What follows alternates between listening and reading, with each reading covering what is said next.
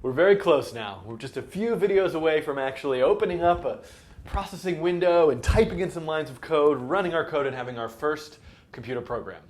But I think before we do that, I want to talk about something, which is, okay, let's just say it's time to learn programming. Then the big question arrives, what programming language should I learn? What's my project? What am I doing? What's the right environment? What's the right language? And this is a question that's loaded with anxiety and confusion and, oh, what if I'm learning the wrong thing and shouldn't I be really learning this? And this I just want to say a general comment first before we start talking about programming languages. There is no perfect programming language. There is no perfect programming environment that will do everything you always wanted it to do and is perfect and exactly right for the particular project you're making. And often the answer to that question is, the answer to the question, what programming language should you use? It's the one that you just sort of feel comfortable with and it kind of looks good and kind of like you're happy to get started. And the one that you're using right now. Better to be writing code and making something than to be spending all day worrying about trying to find that perfect language. So in a sense, one answer is pick something, get started. You can learn this language and try this one later and another one later. It doesn't really matter. But for us, we have to come to a decision, and in many ways, I'm picking a programming language and environment which is one that I'm comfortable with. It's one that I work on, it's one that I've known for many years, it's not perfect for everything, and so that's what you will be learning. And hopefully you will find other languages and environments in your life, and this will have helped you to that end. So let's just first though, okay, so let's think about what's the kind of map of programming languages that are out there, and what are the sort of pros and cons and advantages and disadvantages of using different languages? Hello, okay. So one thing you can look at, I'll provide a link to this. This is a nice little chart called the History of Programming Languages. I think it's available from O'Reilly. And we can first at least see, like, back here, 1954, the invention of Fortran, which you can see right here. We can start to kind of like scroll around this thing and see that there are zillions of languages and they have various relationships and they all have funny names like Operon and ANSI and Ada and all sorts of stuff. The other thing I should point out about this nice little graph chart is that it ends in 2004. So a lot has happened, by the way, in the last 10 years, 9 or 10 years. There's a lot of other languages, and a lot of other innovations. So this chart, if you were to continue it, would get even bigger and crazier. But just looking at it, you realize like, oh my goodness, it's totally overwhelming. Look how many languages there are. And we could also kind of go to Wikipedia. There's a nice kind of comparison of programming languages page, and you can scroll down and see like, look at all of these possible languages. There are zillions of them. So I think we can kind of make our own little list just to kind of you've probably heard, this would be the moment where I'd say, hey, everyone out there, the three of you watching this video, raise your hand and shout out a programming language that you've heard of. And you might say like, Pascal. Probably none of you have heard of Pascal. But Pascal, ooh, boy, this pen doesn't work. Pascal, there we go. You might say C, you might say Java, you might even say something like, oh, what's this thing, assembly language or machine language? And I'll write assembly language down here. And you might say, oh, what about ActionScript? And you might have even learned something or heard of something, probably you haven't, but one of the first programming languages I learned actually was Lingo, which was the programming language of Macromedia's director, which I believe still exists. Anyway, so we could start making this list, and I kind of started doing this. I think I probably put Pascal in the wrong place. But one of the things that I want to talk about with this kind of list of programming languages and what you might pick, and I'm going to say C++, Objective-C, is this idea of low level versus high level. And this is kind of a low level, high level. This is an important concept that comes up in thinking about programming languages, right? So essentially, like, let's say you wanted to write the lowest level possible code. Like you were a completely insane person who wanted to just like torture yourself for eternity. You would say like, I'm only going to write my computer program as a sequence of zeros and ones, right? Because ultimately, So here's my, execute this code. It's amazing. It's beautiful. Here, this is my program, right? And I guess you can't see it because I wrote off the edge of the screen. But let's just say this is your program, right? What am I talking about? Okay, this is like the lowest. Essentially, everything that executes on your computer, all data is stored, all instructions are stored as a sequence of zeros and ones. But this is unrealistic. How could you possibly really be expected to write software just as a series of zeros and ones? So there's generally a process where you want to be able to write your code in a higher level way. The ultimate, like, if I'm creating a graphics application, which is what we're going to be doing, a really high level program might be written like something like this. Draw a square on the screen that's like medium size and red colored, and draw a circle that's really big and blue. That's very high level. It really is like English. And what happens is there's a compiler that will take that high level code and translate it into machine language. So assembly language is kind of one of the lowest level programming languages that people use. C, when C came around, C was often referred to in this kind of like oxymoron type way as a high level, low level language, meaning it's high level in that you're writing code that starts to have higher level, more English-like constructs, but it still allows really low-level access to the computer, direct access to the computer's memory, lots of stuff that you can do, and it makes it very, very, very, it can execute very, very fast. So anyway, that's just kind of an important concept to realize. Most of the languages that I haven't kind of written up here, which I'll kind of like add over here, like that you might have heard of, like Ruby, JavaScript, Python, we could keep going here. We could write lots of others. These are all generally high-level programming languages. Now, there's another kind of interesting little component that I think that I'll mention, which is this idea of a language that's compiled versus interpreted. Now, in many ways, I almost want to stop myself and not talk about this, because we don't really, these are some details that when we're first learning to program, we're going to put aside. We just want to like write the code, run it, make stuff happen, but it's something to think about as you start to get into this larger world of programming languages. So let's say you're writing a program in C, right? You write out the text-based instructions in your high-level language. That program gets compiled down into the sort of lowest level program, which is like one level below assembly language, which is machine language, the zeros and ones. Then it can be run. This is great. It makes it run. It makes it run very, very, very fast. But it's different than some languages that we have now that are interpreted. JavaScript being one of those. Which a language that's interpreted, it's actually, while the program is running, it's reading your code line by line and executing the program. This allows for things like live coding, right? If a program is actually reading the code as it's running, you could change the code as it's running and the program would change in real time, which cannot happen in a compiled language because you've got to write your code, compile, then run it. So the reason why I mention this is we're going to use processing. Boy, which, am I recording? Yes. We're going to use processing, which is, and our code is actually going to be compiled before it's run, which is something we'll see as we start to first write our programs. Another topic that I want to bring up is this idea of client-side versus server-side programming. This is an important question because you might have project ideas in your head, things that you want to make. And one thing might be, I have this idea for this kind of interactive exhibit about dinosaurs for a science museum. And in that sense, you might be building a client-side application, a desktop application that's going to run. Maybe it reads some pixels from a camera so the user can interact with it, and it draws some dinosaur footprints to the screen or something like that.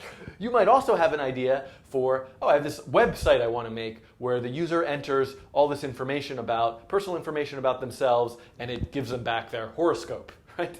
So these are different applications and require a different set of programming languages for them. And one thing that we can see here, this idea of anytime you go to a web page, if this is my web browser, and you type in google.com and you search for something, you are sending a request to a server in the cloud, which it's not really a cloud, it's an underground bunker basically with some servers, but we can think of it as a nice cloud floating in the sky, where a program, a server-side program executes and returns information back to you so you can see the result in the browser. This is different than perhaps there being an animation in the browser that's running that you click on, and when you click on it, it makes little pretty fireworks. That might be something written in JavaScript that is executing on the client side, this animation that's running locally on your computer and reading your mouse clicks. The server-side programming is this thing that happens when you ask for a request. The program runs, it sends you data back. Perhaps that's written in Python. Now, there are lots of different languages, and some languages you can write, JavaScript, you can write client-side programs. JavaScript, you can write server-side programs. It's something called Node.js. So it's not language-specific, but conceptually there's a different thing going on here. Are you writing a program that's executing locally on your laptop? Here I have my prop here now, right? Here, there's a program running on this laptop. It is drawing pixels to the screen. That is a client-side program. There's a program running somewhere else on a server that's sending me information back about like how excellent my jog was this morning or whatever from some Runkeeper website or whatever. I guess I just plugged Runkeeper. I like it. That's a server-side program. So this is an important consideration when you're learning programming languages and you're creating applications with them. And this is something you want familiarity with, both client-side and server-side. This video series that I'm doing, while we will refer to and demonstrate some examples that involve server-side programming later on, is really focused on client-side programs. We are going to be writing applications that open a window on your computer screen, draw pixels, draw text, draw things to that window, and that you can interact with on your laptop. So we're really learning client-side, which I think is an important thing to note. And this brings up kind of where we're kind of finishing off here. So if you want to do stuff for the web, there are lots of fantastic resources out there for you to learn web programming. JavaScript is a terrific programming language to learn that has lots of applications. Python is another fantastic language to learn as a beginner. But we're going to use something called processing. And I'm going to write processing right here. And I'm going to draw like a weird little arrow there that's pointing back to Java. So what is processing? Processing, I really should be able to say it. Processing was created in 2001 by Casey Reese and Ben Fry while they were students at the MIT Media Lab under John Maida. So what processing really started as was, hey, we need something to make these projects we're making. Let's make something.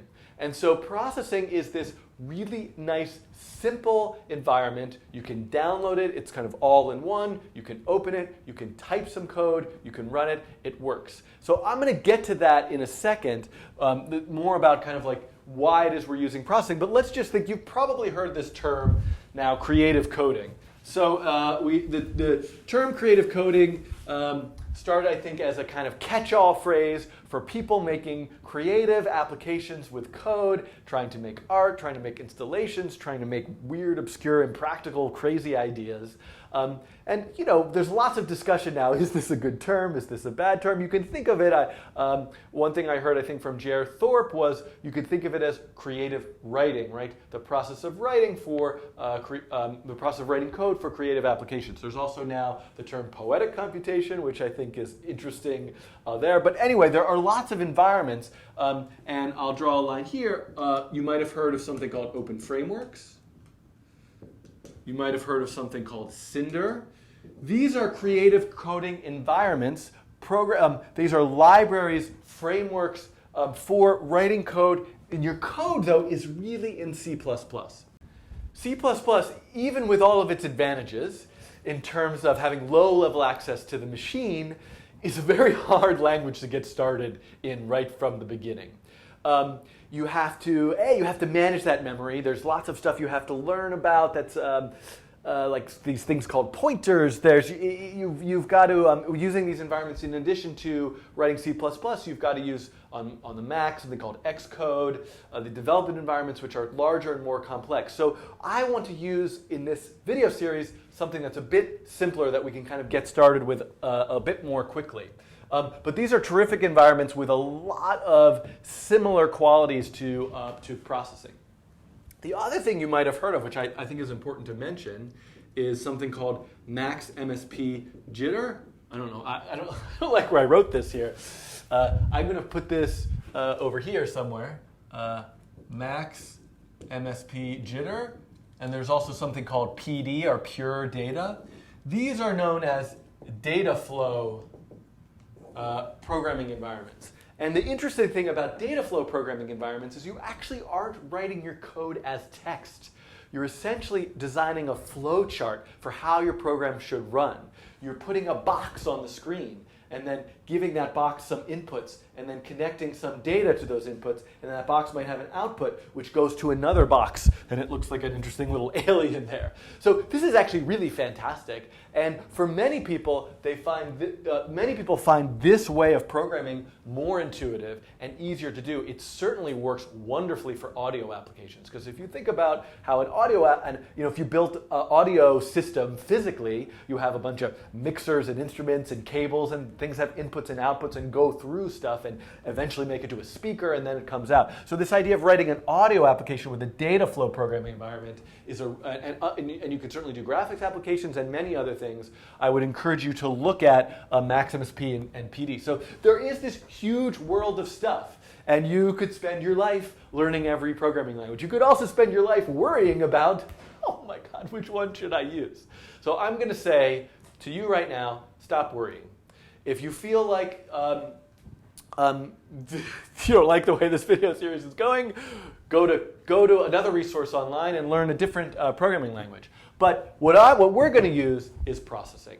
And I'm going to very briefly now show you kind of the core basic reason, one of the core reasons why processing is going to work well here for learning to program.